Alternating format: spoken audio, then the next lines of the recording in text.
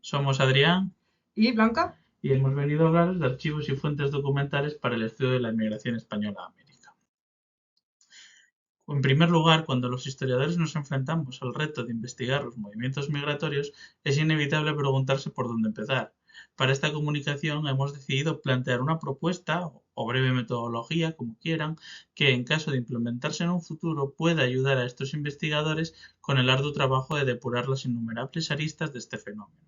Hemos elegido, para este caso, abordar someramente la inmigración en masa de españoles a América, que supuso el movimiento de más de 3 millones de personas desde España a través del Atlántico, además con una relevancia histórica reconocida, pues afectó tanto a la sociedad emisora como a la receptora, tanto en aspectos socioeconómicos como demográficos.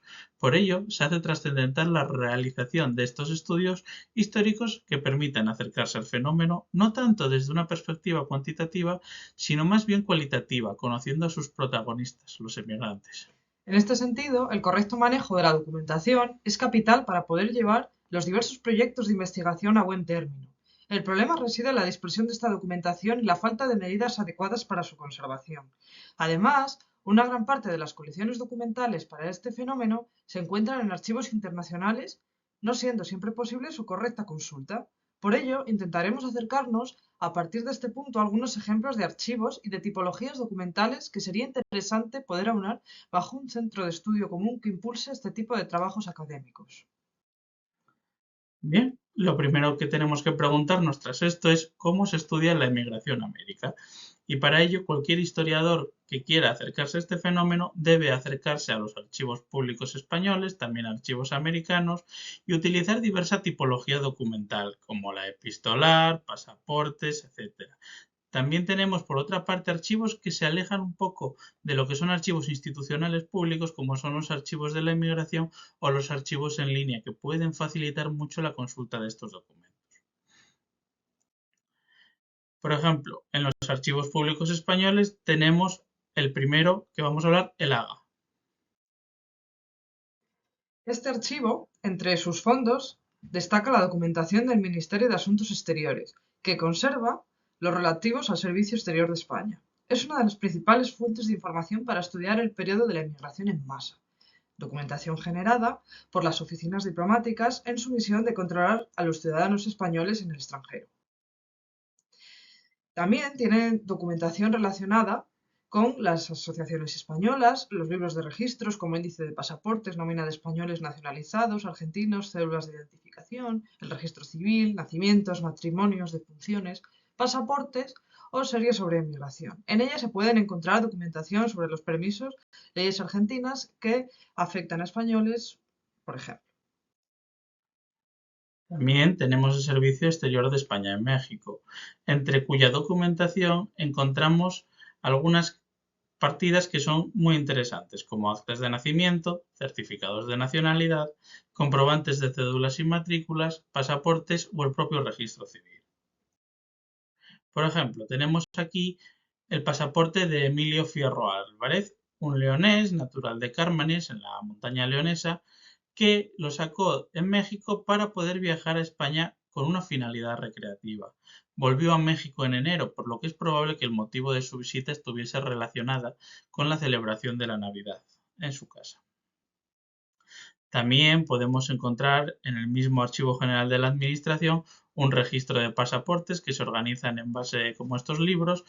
En este caso es de 1922 y tenemos documentación de este estilo. Aquí, por ejemplo, vemos el pasaporte, más bien el registro del pasaporte de Carmelo González y Guadalupe Guerrero, en este caso naturales de Las Palmas de Gran Canaria. También es una documentación interesante no solo por la información que proporciona sobre las propias personas que lo sacan, sino por las propias fotografías, la documentación fotográfica que vemos aquí con dos fotografías de la pareja o en la siguiente diapositiva que vemos a José Madrazo con su familia, en este caso naturales de Santander. Tanto Santander como Oviedo eran dos de las principales provincias con emigración a México. Y en este caso vemos también cómo por falta de dinero lo que hacían para poder sacarse el pasaporte era una fotografía en común de toda la familia que da información muy importante acerca del funcionamiento de las cadenas familiares en el país de destino. Entonces, lo que vemos a continuación también es otra fotografía de un niño, Antonio Bonet, que ya nació en México, es descendiente de estas cadenas migratorias y que viaja a España bajo la tutela de un amigo de su padre, el propio José Madrazo, que hemos visto en la anterior diapositiva. Por otro lado, tenemos otro tipo de documentación, como es obvio, como son los libros de repatriaciones, en los que se recogían las solicitudes de migrantes para volver a España, por no tener recursos suficientes y no haber tenido éxito en la aventura migratoria, desmitificando el hecho de que todo el que viajara a América, especialmente a México, tenía éxito económico. Otro tipo de documentación, las listas de embarque. En este caso tenemos a los embarcados el 20 de noviembre de 1910 en el Princess Cecily desde Santander, con destino al puerto de Veracruz. Aquí vemos 5 inmigrantes y es clara la predominancia de la inmigración asturiana en este caso. Estas 5 personas se embarcaban con la obligación de hacer el servicio militar. No olvidemos que era obligatorio y si no tendrían que tener una dispensa para poder emigrar. Por otra parte, tenemos los archivos municipales, que contienen fuentes dispersas que permiten obtener datos sobre los inmigrantes nacidos en estas localidades. Destacan los censos y los padrones de población. En algunos archivos municipales se conservan algunos registros de inmigrantes, incluso algún pasaporte o salvoconducto. Por otro lado, tenemos archivos notariales. Entre ellos se conservan documentos como otorgamientos de poderes, particiones de bienes, cartas de pago, dotes, préstamos y especialmente los testamentos. Ponemos, por ejemplo, el Archivo Histórico de Protocolos de Madrid, que conserva estos tipos de registros de escrituras públicas producidas por los jefes de misiones diplomáticas, cónsules y agentes diplomáticos. Más allá de lo que ponemos a continuación, son interesantes porque algunos emigrantes dejaban por escrito su voluntad de marchar hacia América y también dejaban por escrito en esos mismos testamentos lo que deberían de hacerse con los pocos bienes que tenían en su localidad de nacimiento en caso de que el viaje saliera mal. También tenemos fuentes estadísticas oficiales españolas. Por ejemplo, el Instituto Geográfico y Estadístico, con estadísticas de la inmigración e inmigración de España durante estos años, estadísticas de pasajeros por mar en estas fechas, la Dirección General de Estadística o la Subdirección General de Estadística, estadísticas de movimiento de buques y pasajeros por mar con el exterior.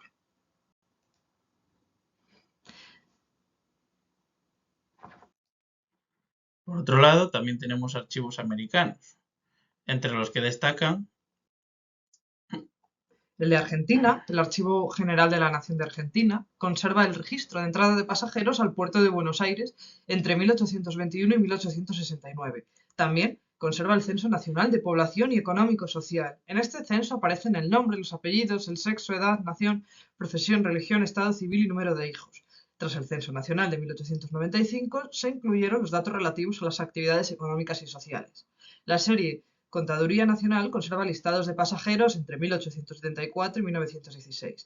También la Dirección Nacional de Migraciones, que conserva los libros de registro de entrada de pasajeros por vía marítima, desde 1881 hasta 1951. Y también conserva los libros de entrada y salida de pasajeros por vía fluvial, desde 1907 hasta 1937. De Chile, el Archivo Nacional de Chile se puede obtener la información individualizada sobre las solicitudes de la nacionalidad chilena desde 1890 hasta 1948. También desde 1935 se pueden encontrar pasaportes y otros antecedentes de los extranjeros nacionalizados chilenos. Posee bases de datos de extranjeros nacionalizados o que han solicitado la nacionalización, pues por ejemplo, entre 1927 y 1947. Y el Archivo General Histórico del Ministerio de Relaciones Exteriores. En el Fondo Inmigración se conserva documentación sobre movimientos migratorios hacia Chile. Se conservan solicitudes de visado, asentamiento, políticas nacionales sobre inmigración. Y en el caso de México, tenemos el Archivo General de la Nación de México por un lado y el Archivo Histórico del Instituto Nacional de Migración por el otro. En el AGN lo que tenemos sobre todo es el Registro Nacional de Extranjeros, que está digitalizado y se encuentra a disposición de todo el mundo en el Archivo General de la Administración, pero no deja de ser una documentación que se conserva en México. Este registro obligó a que se inscribieran todos aquellos extranjeros radicados en México con fecha anterior al 1 de mayo de 1926, que fue cuando se aprobó por ley. Los registros contienen una libreta de inscripción e identificación personal del interesado con su filiación, que nos proporcionan datos muy valiosos acerca del perfil sociodemográfico de estas personas. Entonces, el registro incluyó tanto a los extranjeros que entraron en México entre el 29 y el 42, como a los que el Servicio de Migración logró censar y cuyo año de ingreso fluctúa entre 1854 y 1929, así como que el periodo más rico en registros oscila entre los años 1870 y 1942, coincidiendo con el periodo de la inmigración en masa. Aquí ponemos un ejemplo del registro de extranjeros, de cómo sería una tarjeta del registro de extranjeros, en este caso de Leopoldo Villarroel. Vemos cómo se producen las fechas de los datos de filiación y también la propia fotografía de perfil y de lado del inmigrante en cuestión para que pudieran reconocérsele. También figura la fecha de entrada en el país. Por otro lado, tenemos documentación epistolar. Aquí mostramos una carta de Félix Gordón Ordaz, que fue embajador de la Segunda República Española en México, a Narciso Bassols. Narciso Bassols fue el cónsul de México en Francia. Está fechada el 20 de junio de 1939 y lo que hace este leonés es recomendar a algunos republicanos exiliados, represaliados, que ya están en los campos de concentración de Francia, como Barcarés, para que puedan llegar a México. No olvidemos que México fue el principal país que acogió a los represaliados republicanos, a los exiliados republicanos españoles, gracias a asociaciones como el Serio Olajari. Aquí tenemos otra carta de Baudilio Riesco Álvarez, que fue otro exiliado leonés que acaba en el campo de Barcarés y que pide por favor a Narciso Bassols, esta vez en su nombre, sin acudir a segundas personas, como podía ser el propio Félix Gordón Ordaz, para que le permitan viajar a México con su familia. Por otro lado, tenemos archivos de la emigración, en los cuales aquí vemos una foto, por ejemplo, del archivo de la emigración asturiana en Colombres. Se conservan en portales alguna documentación digitalizada de los propios emigrantes, suelen ser regionales, que están relacionados con la zona en la que se encuentran estos archivos. Mencionamos, por ejemplo, el Museo Hotel de Inmigrantes en Argentina, este mismo, la Fundación Archivo de Indianos, Museo de la Emigración de Colombres o el Archivo de la Emigración de Galicia. Y también son especialmente interesantes los archivos en línea, como el Centro de Estudios Migratorios Latinoamericanos, el CEMLA, que recoge información de inmigrantes que llegaron a Argentina y hace una ficha detallada de ellos. Family Search, que es una plataforma que se ha dedicado a digitalizar documentación archivística por todos los archivos del mundo y en la cual hay una parte importante relacionada con datos de partidas de bautismales, actas matrimoniales, certificados de defunción y pasaportes, registros de pasaportes de algunos archivos, y son muy interesantes para el fenómeno de la inmigración y la asociación navegantes. Por tanto, tras ver estos ejemplos ilustrativos sobre los archivos y la documentación que custodian, se pueden establecer una serie de objetivos metodológicos necesarios para poder avanzar en esta propuesta. Así, sería de interés identificar, a mayores de los propuestos en esta comunicación, los principales archivos y fondos documentales en España y América con información relevante sobre la migración española. No olvidemos que esta generó una vasta cantidad de documentos que se encuentran dispersos por múltiples instituciones archivísticas, tanto nacionales como extranjeras. Así, el mapeo y reconocimiento de estos archivos y su inclusión en una base de datos facilitarían la investigación, pues estaría dando la posibilidad de acceder a diferentes fuentes documentales dispersas. Otro objetivo planteado sería el de clasificar y categorizar las diferentes tipologías de fuentes documentales disponibles para el estudio de los movimientos migratorios hispanos. Dado que las fuentes documentales varían en su naturaleza, desde la documentación generada por las instituciones oficiales a la propia correspondencia personal, sería necesaria categorizarla en diferentes fondos y series para facilitar su localización y análisis. Así, se ofrecería un marco organizativo que facilitaría la búsqueda, selección y análisis de documentos, manteniendo intacta la fiabilidad de los mismos. El tercer objetivo sería desarrollar directrices para organización, tratamiento y análisis de la documentación recopilada, que complementaría a los dos primeros.